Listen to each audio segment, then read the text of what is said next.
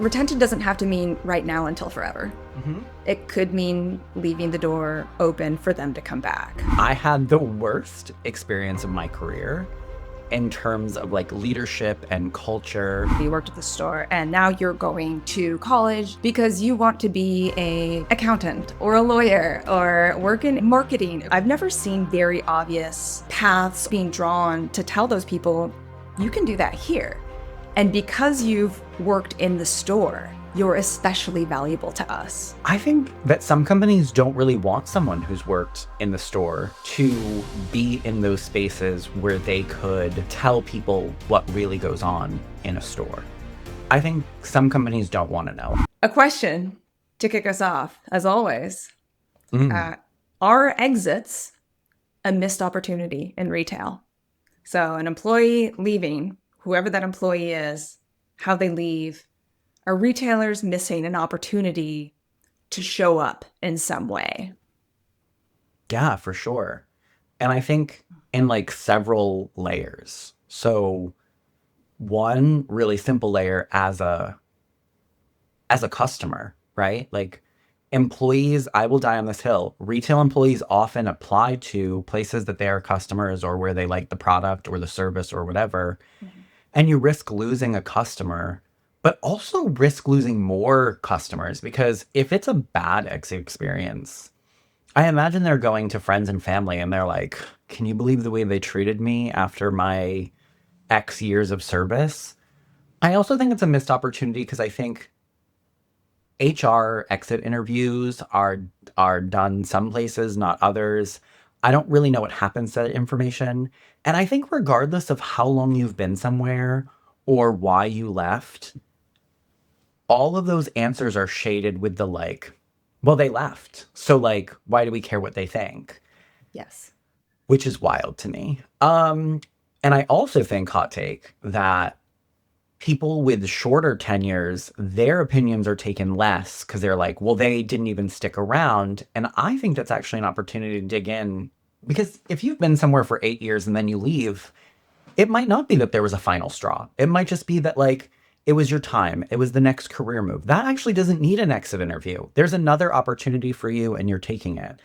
I would actually argue, and I feel this way as a store manager with hourly employees, when I see a person who's had really short tenure, like 6 months here, 9 months there, and it's very common now, especially for hourly like associates.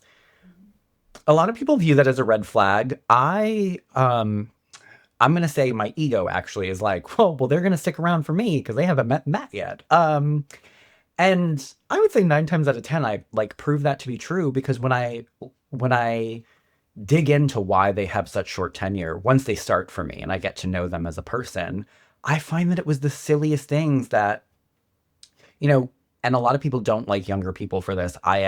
This is where I do love them for this, which is they just have zero tolerance for not being treated well.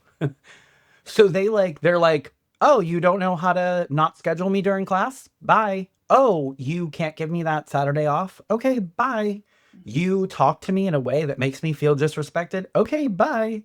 And so because I know I'm not going to do any of those things, a lot of times when I have hired those people, they've actually like stuck around for me. Mm-hmm. And why I'm saying all this to get back to your original question is it's a missed opportunity because I think someone leaving after 4 months should be the biggest red alert. Like they went through all of the interviews, they did the onboarding, they did the training. I don't care how much of a job hopper you are, leaving somewhere, throwing your life into chaos, going through the application process, going through the interview process, starting a new job. No one like loves to do that. That's like no one's like, yes, this is what makes me really happy. So I think that's an opportunity to dig in and be like, so you've been here for 4 months. How could we have pissed you off so bad in 4 months that you're already leaving? So yeah, I think it's a huge missed opportunity to learn about the company's leadership, about their values and how they're showing up. I mean, they could learn so many things. They just have to take their own ego out of it. Yeah, 100% agree. If someone is leaving in like 3 months, sometimes less, right? Like than like 3 months, I feel like what they must be thinking is, I made a mistake. I made a mistake taking this job. And so it is an opportunity, absolutely, to get curious about why. Were we unclear about what this role was going to be like in the day to day in our job at, right? Was there a mismatch of expectations? Was the onboarding terrible? Is the day to day terrible? Like, how on earth did, to your point, this person go through this whole process and then immediately decide to leave, close to immediately? The one thing, though, I kind of want to bring into the fold this idea of hourly associates, like brand new first job. Maybe we're talking like high school type person. So maybe it's not like, oh my gosh, I'm upheaving my whole life to make this Yep. change, this big deal. Because the reality is most hourly employees will leave, right? Hmm. And so, but what if, like you talked about, they're usually treated as endings, inevitable, transactional, unavoidable, impersonal, right? Fast. But what if it was actually the first chance to re-recruit someone who you've already invested in? Hmm. And I think that's kind of where I think we both want to take this conversation is why we talk endlessly about why people leave. um, but it's not always a good leave. There's a bad leave, right? Like good people leave companies for reasons other than, I hate it here. This place sucks. My manager's the worst. Maybe they're just going back to school. Maybe they're moving. Hmm. So, what can companies do in various scenarios to make that person want to come back? How do you leave the door open and make what's on this side of the door seem enticing enough to feel like, yeah, I could see myself there again? I mean, I think a lot of it is training managers Mm. to take their ego out of resignations. Because it isn't always about us. And I think I've used him as an example before. But Jake, who's still at Starbucks, anyone looking to go work for someone great, go work there. For Jake specifically, when I told Jake I was leaving, he was about to give me my yearly review, by the way, and I cut him off because I basically was like, I am not going to make this man sit through this review and then tell him because that's terrible. So I pulled him outside, and he probably knew immediately when I was like, "Can we take a step outside the store?" And I looked at him and I was like, listen, like, you're great, but like, this just isn't for me. My journey at Starbucks has come to an end. And Jake looked at me, and the first thing he said to me, and I've told so many people this because it meant so much. He looks at me and goes, "Do you need a reference?" That was his first thought, which says a lot about him as a leader, as a person, as a man. Mhm. And then, I said, he asked me where I was going. I told him, and he said, is that what's best for you? And I go, yes. And he was like, that's awesome. And while I don't necessarily think I'll ever go back to Starbucks, but that door is open. I don't feel like I can't go back or that door is permanently closed and bolted shut. Okay, that's like someplace I could maybe go. And I feel like I was respected in the end process. Mhm. When I was at Old Navy, my district manager, Jenna, the last time I saw her, like in my 2 week notice period, was actually at an overnight inventory and at a different store because I was like the inventory like captain for the district. And so I was doing another store's inventory, helping facilitate it. And she handed me like a card, like a Hallmark type card. And she said, do not open this until you get home. And I was like, okay. Only time someone's like letter to me made like from a work thing made me cry. Because I still have it. It's in my hope chest actually at home. Um, and because it wasn't like even though clearly I was highly thought of by her in so many ways. I was a new manager trainer. She put me in charge of inventory. She could have really been mad that I was leaving. She could have been like, this really screws me over. Now who's going to do this? Now I have to rethink this. Instead, that letter was basically like, because she came in, she didn't hire me. She came in when I was already at Old Navy. And she's like, you were so crucial to like welcoming me into the district and like being open to a new leader. Like it was a very beautifully written letter. It was all about like her loving the way I led my team. Like, it was nothing about anything bad. And again, door open. Also, that was my second time working at Old Navy. Mhm. Um, I worked at Old Navy as my first retail job ever as a shipment sales associate. And then I got promoted to key holder. And then I was young and like that job like stressed me out. Like I was like, what do you mean we have to stay till 2 a.m. to prep for visits? This doesn't make sense. And I left. Um, and then, a little over a decade later, when I had store manager experience, I ended up coming back to Old Navy. And that's where I learned too that Old Navy had their own little term for it called boomerangs, because there were quite a few people within the Old Navy universe who would leave and come back. And actually, Old Navy kind of acted when some people left, they kind of acted like, well, we'll see him again. Like, and I think it wasn't, some of it was a little bit of an ego in terms of Old Navy's culture, but some of it was also that like Old Navy at the time was so sure that it treated people well and that they were among the best employers that they kind of had this attitude of like, sure, you can go explore, see what's out there, but we'll be here. We know you're coming back. Which I thought was actually like a really cool attitude to have because it was like almost like a joke in the company. Because my assistant general manager at the time, Nick, had been with the company for when I was there 20 years by that point. Mhm. And then at one point he was like, well, technically I'm kind of a boomerang. And I'm like, what? What do you mean? You've been here for 20 years. He goes, well, I left for like 5 months. He Yeah. went somewhere after like 12 years somewhere, was there for like half a year, and then was like, what is this? And then came back to Old Navy. So I think, again, having that door open, it also just, even if you never come back, you're always going to remember how someone treated you as you walked away. Yeah. Yeah. A well handled exit can turn a departing employee into, for sure, a future rehire, but also a brand advocate or a great talent referral source Hmm. if it goes well.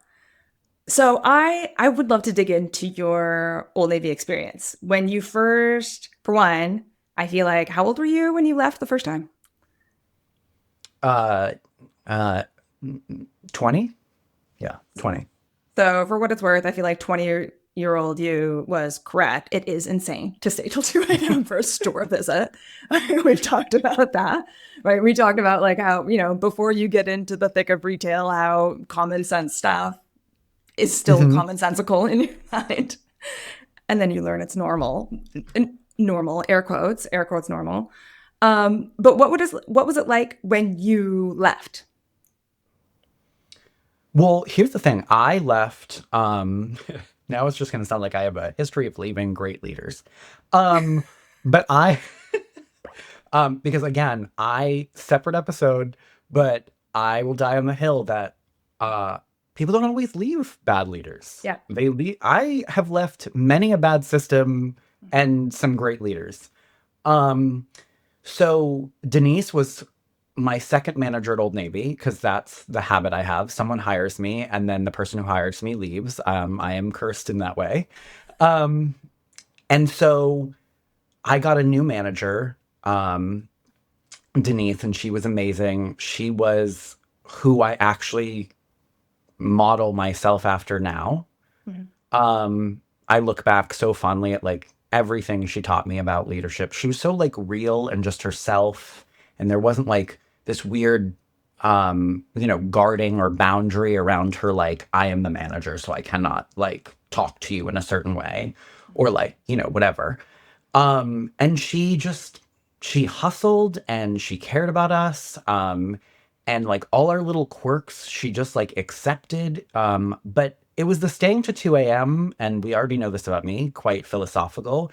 It was like 1 in the morning. And I remember looking it around and everyone like stressed and like on their like third Red Bull. And I think I had been there from since like 6 a.m., just so we're clear. And so I remember just having this moment, like looking around and being like, this is kind of messed up. Like, and so I gave my notice to Denise that night at Wow. 1:45 a.m. I gave her 2 weeks. By the way, I had no job.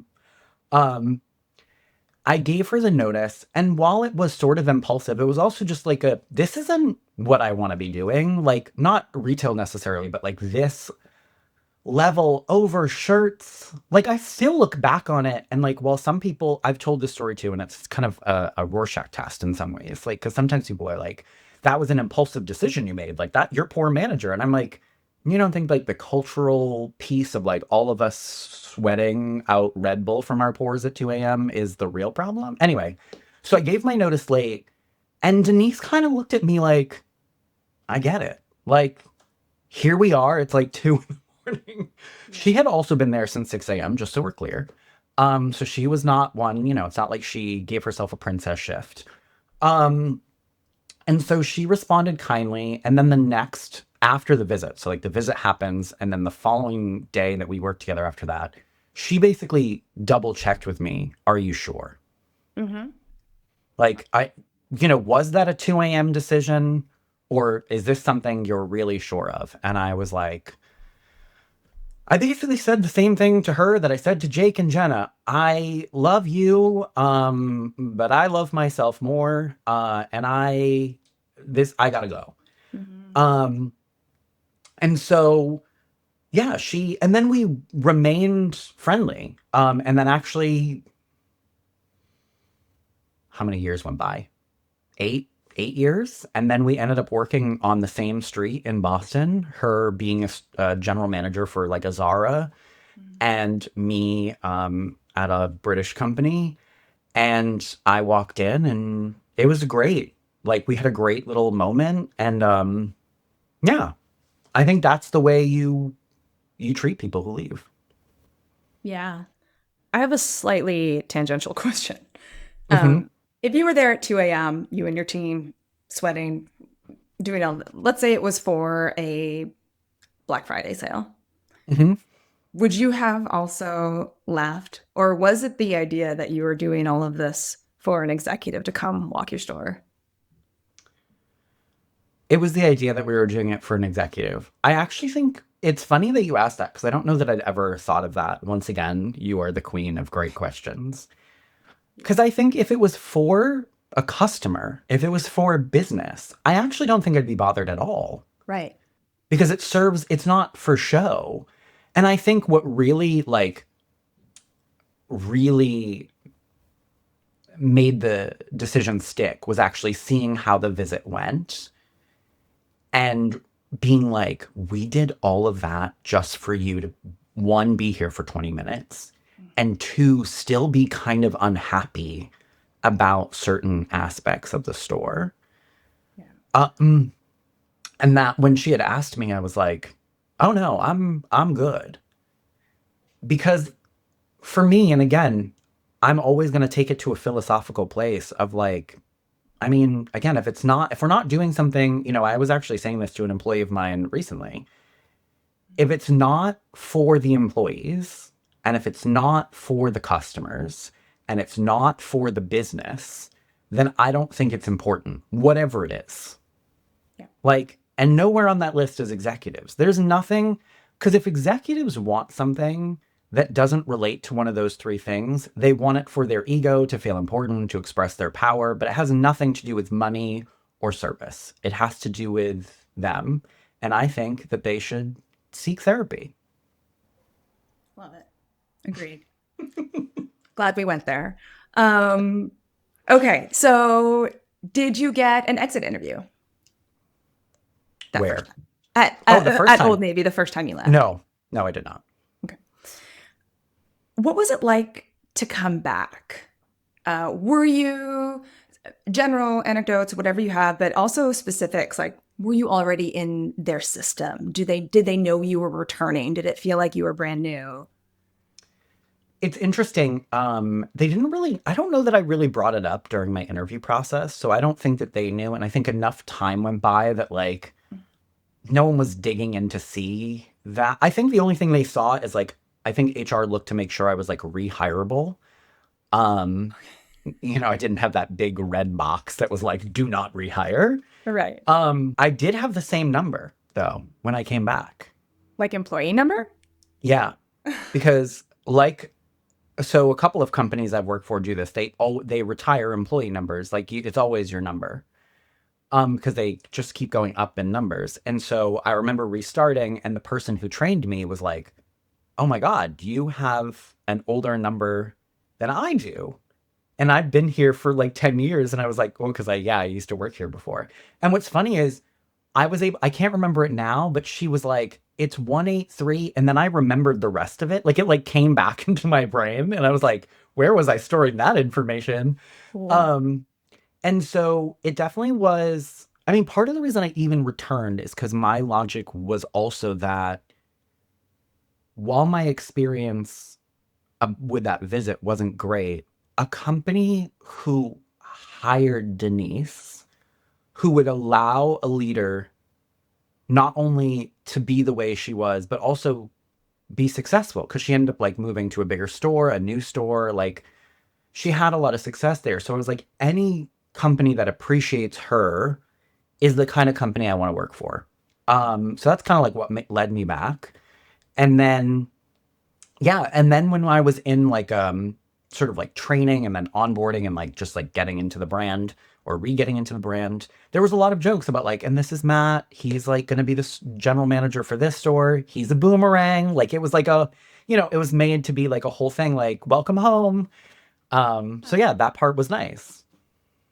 Interesting. Okay, so you did have some kind of record, but it's not like you got some sort of fast track or preferential treatment when you applied for this role.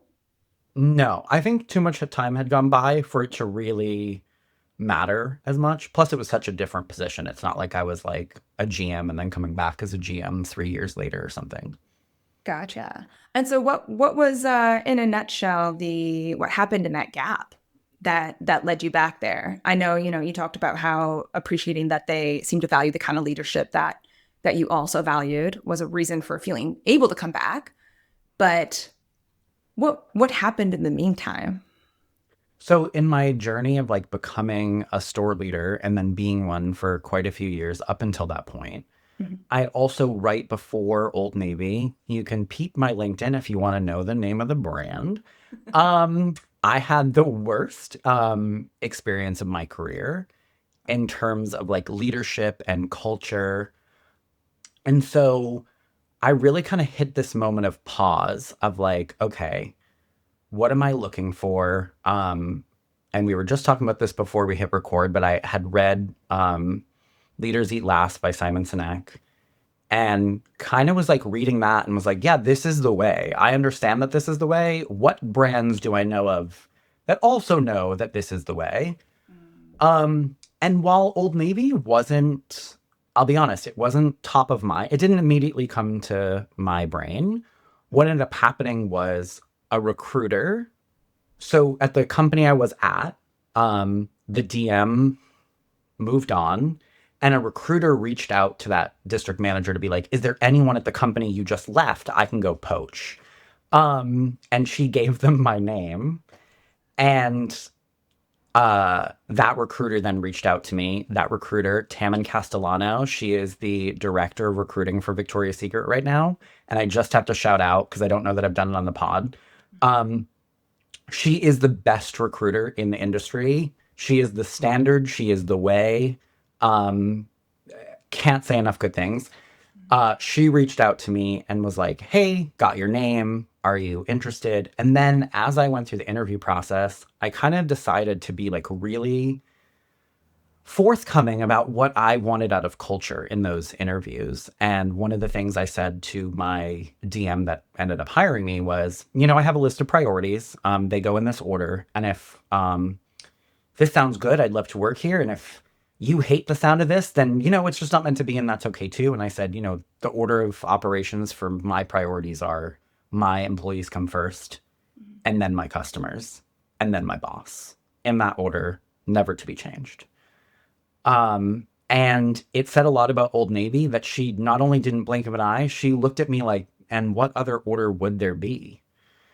And so like that's kind of what like led me back to Old Navy was that culture that they in that time not only had they stuck true to the employee, but they had like even gotten better in a lot of ways. Yeah. Okay, so it sounds like we could almost expand what our definition of retention, because like retention doesn't have to mean right now until forever. Hmm. It could mean leaving the door open for them to come back. So let's go through a couple of common examples of what that might look like. And Hmm. I touched on this when we first started this episode. So, like high school, wrapping up high school, maybe that's something you did as a part time job in high school. You worked at the store, and now you're going to college because you want to be a accountant or a lawyer or work in HR or marketing, graphic design, whatever thing. I've never seen in the retailers that I've worked with, I've never seen very obvious paths or lines being drawn to tell those people you can do that here. And because you've worked in the store, you're especially valuable to us. So let us Hmm. know. Like, what do you want to do? And let us know. Have you seen anything like that? No. Yeah. Um, I'm, I say, I'm, there's a lot going through my brain that I'm trying not to vomit into the microphone, but, and I said this on an episode before, and I think it bears repeating. Like, I think a lot of that, again, to be dealt with in its own episode, Mhm. is really just like this weird class based viewpoint that like hourly or like field employees, brick and mortar employees, whatever you want to call them, are separate from the corporate entity. And like select few will cross that threshold. And I think if I'm being really critical and maybe conspirational a little bit, I think that some companies don't really want someone who's worked in the store to be in those spaces where they could tell people what really goes on in a store. I think some companies don't want to know. I'm not saying that's all companies, but I think there are enough that don't want that threshold to be crossed because they don't want someone to be like, so we can't do that because like in a store that won't work. Let me tell you, they don't want to know. It's easier just to like operate without knowing. Yeesh. It had to be said. There's my client face. Because you're gonna know. That's really interesting. So is your belief that they don't want to know because it'll make their job harder because they don't want to admit that they're potentially wrong? Yeah. Yeah. And I'll use Old Navy as an example. Like Old Navy, when we went to store leadership conferences, it wasn't just the CEO speaking and the VP speaking. It was also that we got to interact. And I may have mentioned this before, but maybe not on the episode. But like they had this thing called booth camp where you could go to different booths, Yeah. and it would be IT and HR, visual merchandising, online returns, Omni, DEI. Literally everyone had a booth. If you can think of a corporate function, they had a booth, and there was no walls. You could just walk up to any booth. It wasn't timed. It wasn't like, and then you go to this booth and they give you this spiel. You could literally walk up to someone in online returns and be like, "What gives? Why am I doing returns like this?" And that person would be like, because they were so nerdy and excited about what they were doing, whatever their function was, that they would be like, let me tell you about what we're working on. So we're working on a system. And then you would get this transparency, but also there was just no like invisible wall that you weren't supposed to cross. So I think that like in a company like that, yeah, they're not scared for someone in a store to come into one of those functions because they're already listening. They're already providing that like free flow of communication back and forth. But there are a lot of companies where like you can never get FaceTime with you have to go through your DM, who goes through the regional, who goes through the VP, who then trickles it to the say VP of Ops, who trickles it back down to the director of Omni, who trickles it down to the manager of online returns, and it has to go up, across, and then back down. Yeah. If that's the way communication happens in a company, I would argue that they have no interest in someone from stores just plopping themselves into, say, going to school for computer science or data science or whatever, and then ending up in that omni function Yeah. because they clearly don't even want the truth or direct communication now. They definitely don't want it sitting in their cubicle with them. Because they say they do. They say they want it. Hmm. And I They say, I want to stop eating sugar, but this morning I had a cinnamon bun. So you know what? We all lie to ourselves in small and big ways. yeah, yeah, yeah. I mean, and to your point, like again, it always comes back to me for the employee engagement survey. That's how they think that they're Hmm. hearing from stores. But we have plenty of episodes where we talk about how bloated and convoluted that system is. All right. Well, then let me ask you, as a store manager, when you have an hourly employee leave, what does that look like for you? And let's just assume, for brevity's sake, this is this is someone you like. This is someone who's been there for, let's say, a year or two at least. Um, Good person. What's your response? My first question, it is literally, I've like trained myself to always ask one question first, which is this decision the best decision for you? Um, and most of the time, because I feel like I do engagement for the most part, well, um, it always is right for them because I've treated them well. They've gotten the schedule mostly the way they want it to the best of my ability. And they really are leaving because there is an opportunity I cannot provide them, money I can't provide them, or they're relocating, or they're going back to school. It's something completely out of my realm of control. Because most people know, not everyone, but most people who've worked for me know that if it is in my realm of control, even if it's like slightly outside, I will try and make magic happen. So my question is always like, is it the right move, or is it the best for you, or is this better for you? Whatever version of that question stumbles out of my mouth. And then we usually chat, like have a little conversation. They're always nervous. I wish I could rid people of that nervousness. Because I've never been upset ever at someone's leaving. And I think sometimes people are like, at first they feel like almost sad that I'm not upset. Like some people, definitely want you to miss them. And, I always have to explain to people like, I'm going to miss you, but I also like, I don't want your last weeks with us to be sad or bitter. And I also think that models for the rest of my team how to treat that person. And then I probably go over the top a little bit with this, but let's say they're leaving for another retailer. But it's like a position I can't offer, or it's more money or whatever. I will openly talk on the floor with that employee in front of other employees intentionally Mhm. to be like, and what are you excited about? When do you start? Do you know what training looks like? Because I want everyone else to know this is how we treat someone who's leaving. We get curious. We are still excited for them. Because if this wasn't them leaving, if they were like, I'm going on vacation to Bermuda, we would ask all sorts of nosy ass questions about what they're doing and what they're excited about. And this should be the exact same. And so I always try to make it clear to people that, it's not goodbye forever. And also, if anyone has ever worked for me, they also know that it's not goodbye forever.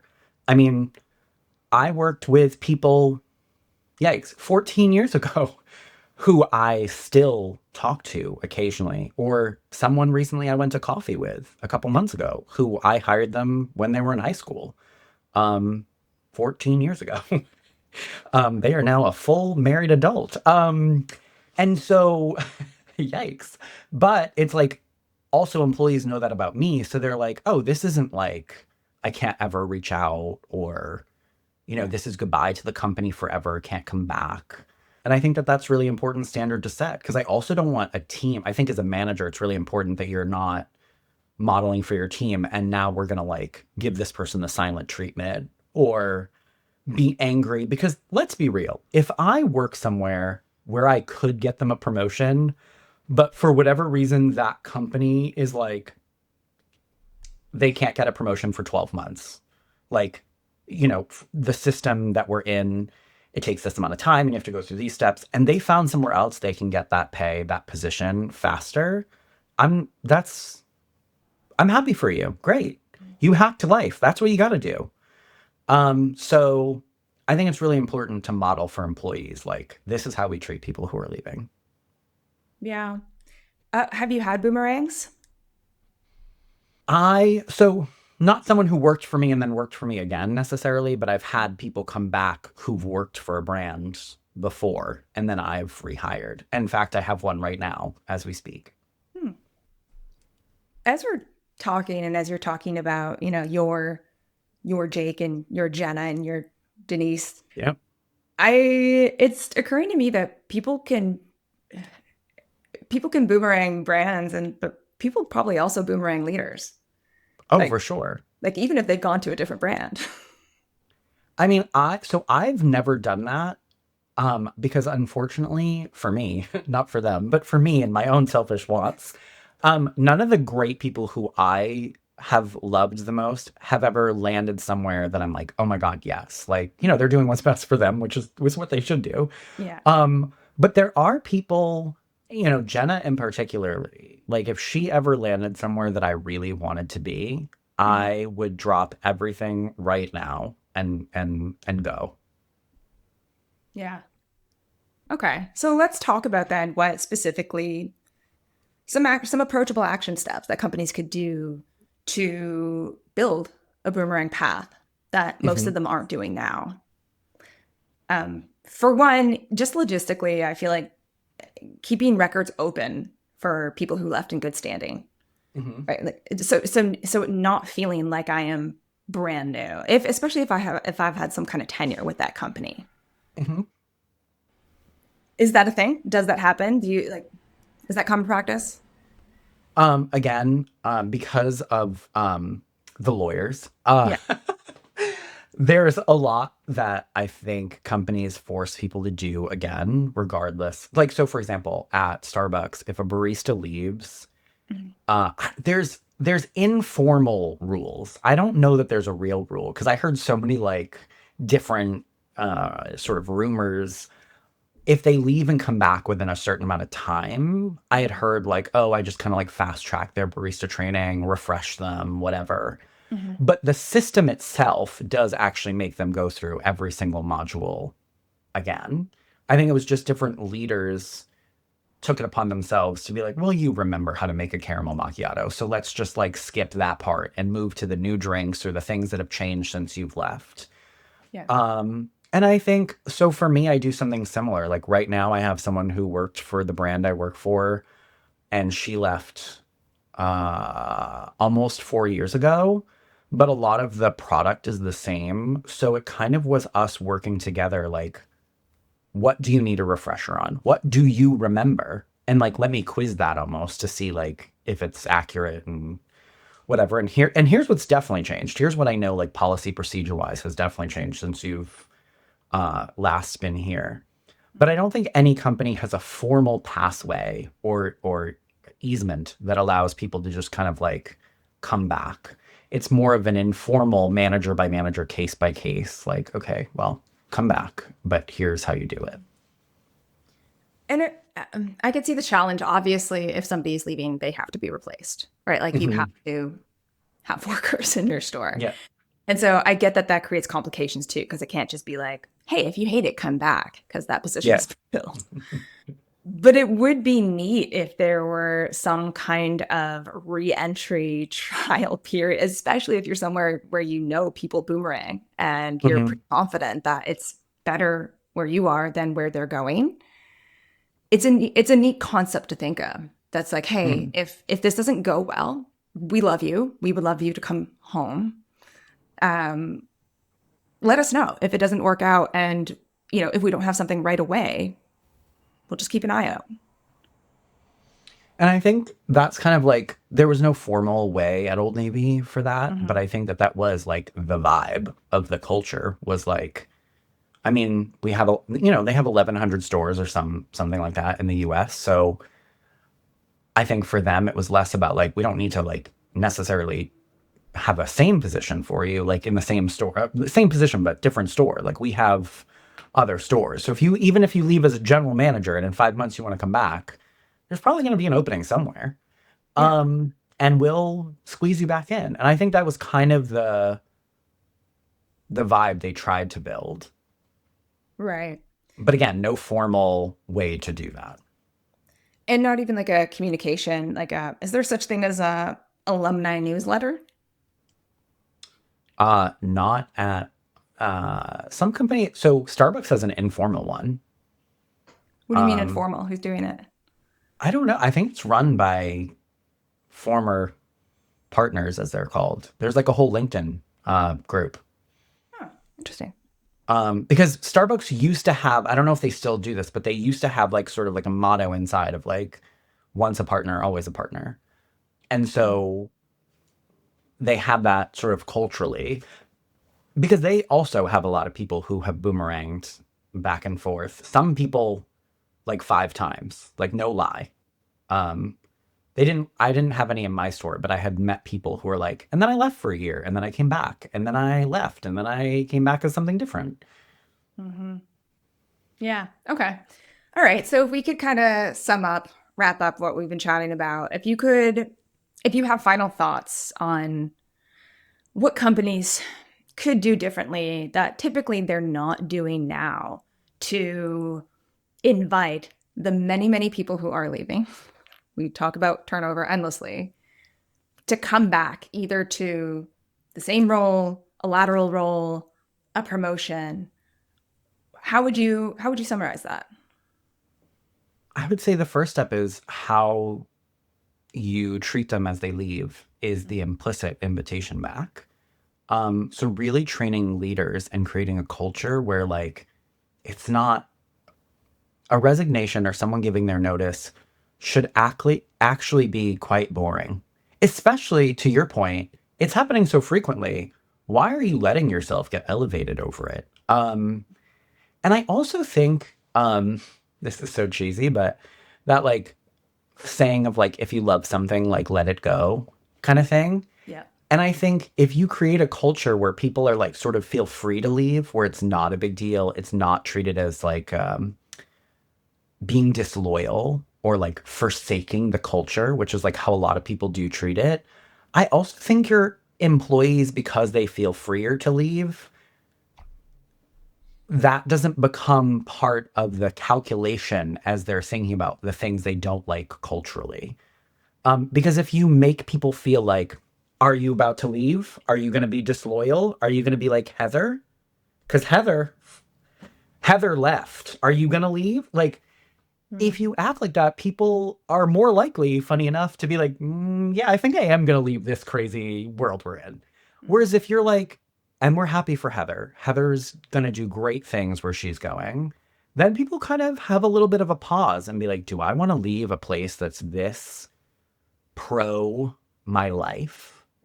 And so to answer your question more directly, I think the first thing companies need to do is have formal trainings around how to respond to people leaving.